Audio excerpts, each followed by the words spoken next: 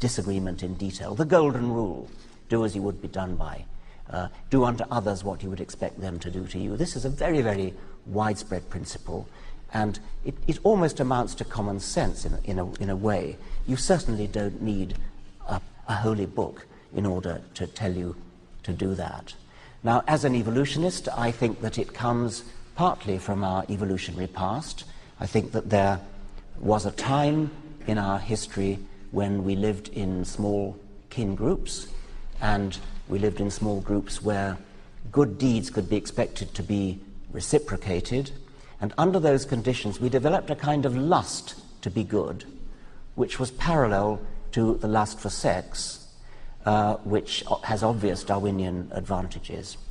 Now, we no longer live in small villages, in small clans, and so the Darwinian pressure to be good is no longer so strong, nor is the Darwinian pressure for lust as strong as it once was, because nowadays we often use contraceptives, and therefore sexual behavior does not lead to the reproductive consequence, which is, of course, the Darwinian reason for it.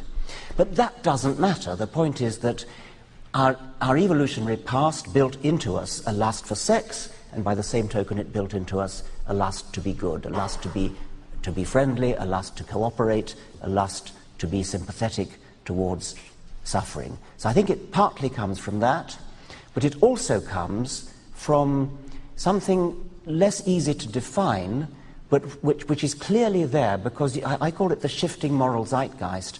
It's something that changes from decade to decade.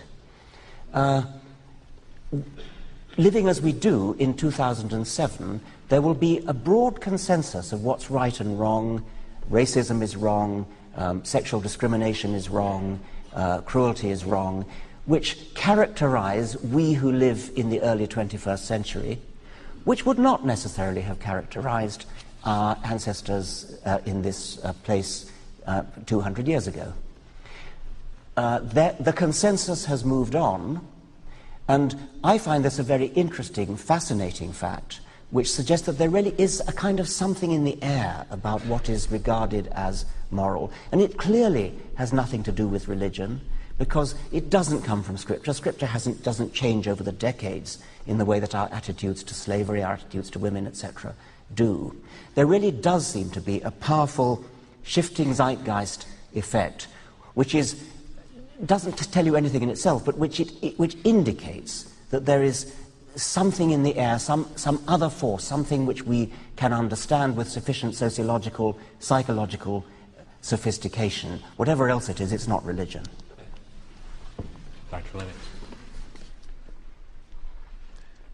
The question is, do we need God to be moral?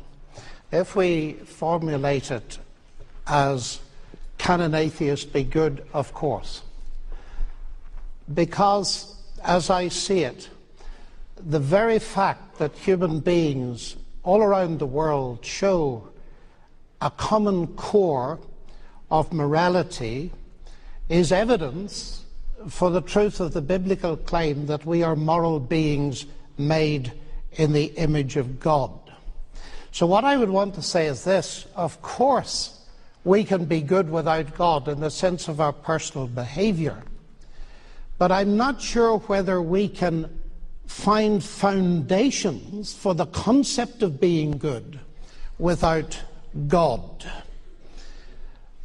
You admit that you cannot get ethics from science. In your book, A Devil's Chaplain, science has no methods for deciding what is ethical.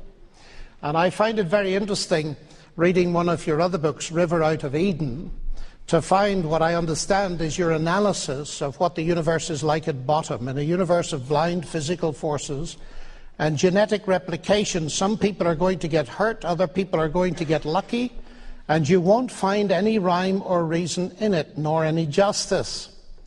The universe we observe has precisely the properties we should expect if there is at the bottom no design, no purpose, no evil, and no good. Nothing but blind, pitiless indifference. DNA neither knows nor cares. DNA just is, and we dance to its music. Now that seems to me to be saying that good and evil don't exist, so I don't even know where you get the moral criteria to discuss it. If a rock falls off a mountain onto your head and kills you, it makes no sense calling the rock evil. It just exists. If Pol Pot chooses to eliminate 1 million intellectuals, or the 9/11 terrorists choose to fly hundreds of people to their deaths into the Twin Towers, how can you call them evil if they were simply dancing to their DNA? Now that strikes me as a hideous world you're delivering us into, that is no morality at all. And so therefore, just pushing this a little bit further, if good and evil don't exist, there is no evil and no good, nothing but blind, pitiless indifference, how can it possibly make sense to talk of the evils of religion or of the good of atheism? Now, I know that you suggest elsewhere that we have to rebel against our genes, but that creates, to my mind, an immense problem with what you say, because if we are nothing but our genes and dancing to the tune of our DNA, what part of us can rebel against them? So I want to suggest this, that far from atheism delivering an adequate explanation for morality, it dissolves it. And it's a problem that's been around for centuries. How can something mindless and impersonal like the universe impose a sense of morality upon us? And David Hume, a philosopher whom you quote, pointed this out very clearly. He said, you just cannot get an ought from an is. You cannot derive morality and ethics from matter and energy. You cannot go from facts to values. And what concerns me greatly is that, although you don't say it in your book, is that this kind of philosophy that has no base for morals in a transcendent God has got to find morality either in raw nature or a combination of nature and society, and often leads to a kind of utilitarianism. And we are in serious ethical confusion, I think, in our contemporary world, in the legal sphere, in the ethical, in the medical sphere, and in the business sphere, because the foundations are crumbling. And I want to suggest, I know it's provocative, but I want to suggest that Dostoevsky was very perceptive, and I've had many Russians agreeing with me, when he said, if God does not exist, everything is permissible. He's not saying that people can't be good. He's saying that the foundations of morality are removed. And Nietzsche predicted exactly the same thing. So I find that trying to get morality elsewhere is something that is doomed to destruction. I would love to spend time discussing the Bible. I think your view of the Bible is a bit one-sided. There are things there to be discussed. We're about to turn to it. Okay, fine. The last thesis. Christian claims about the person of Jesus are not true. His alleged miracles violate the laws of nature. I'm going to read two excerpts, Professor Dawkins. The first comes from page 92 of your book. The historical evidence that Jesus claimed any sort of divine status is minimal. The next comes from page 257. Jesus was a devotee of the same in-group morality coupled with out-group hostility that was taken for granted in the Old Testament. Jesus was a loyal Jew. It was Paul who invented the idea of taking the Jewish God to the Gentiles. Hartung puts it more bluntly than I dare.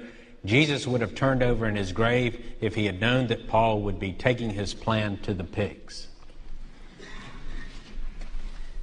Once again, I can't let pass that rhetoric of mine about blind physical forces and indifference and nature neither cares, DNA neither cares nor knows. Maybe you're right that portrays a hideous world.